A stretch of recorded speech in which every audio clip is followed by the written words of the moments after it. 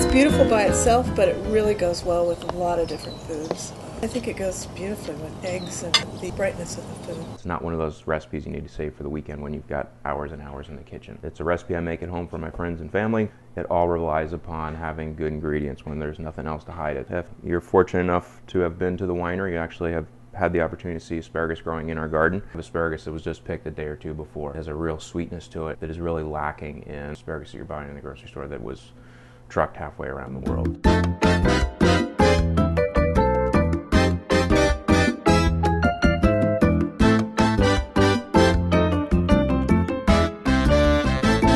The other thing you're looking for when you buy asparagus is that the tips are not real damp, which means that they're starting to break down, and also that they're really nice and tight at the top. If you do use larger asparagus, you do want to peel them. Probably about half, 2/3 of the way up the spear. Peel it and just turn it around. You don't want to take a lot of the flesh, you're just trying to take that green outside layer, which can get a little bit woody as the asparagus get bigger. When you use the pencil asparagus, that's totally unnecessary. They're going to take about 10 minutes or so, and they'll start to caramelize and soften up a little bit. The thing I like about Sauvignon Blanc also is there's certain foods that you just don't pair with wine, and asparagus is always one that comes up in the conversation.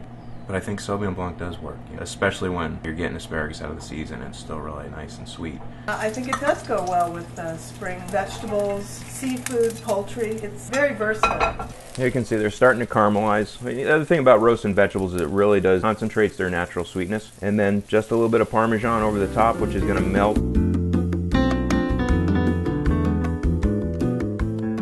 To prepare the egg, you want to heat up a nonstick skillet, get that nice and hot, and put a nice layer of olive oil in the bottom.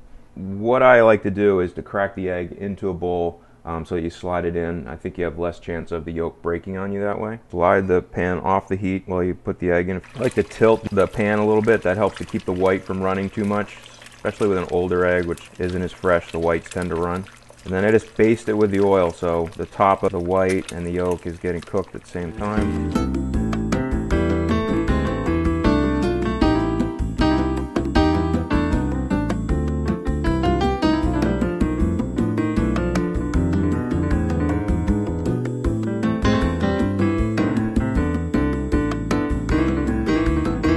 Totally optional, but what you can do is take some prosciutto and make little crisps out of it. So you've got more like traditional ham and eggs, and sprinkle that over the top. This is something I make for my wife at home. It takes no time. I put it on the table, we have a glass of wine, and it feels like spring to me. So, will you try it?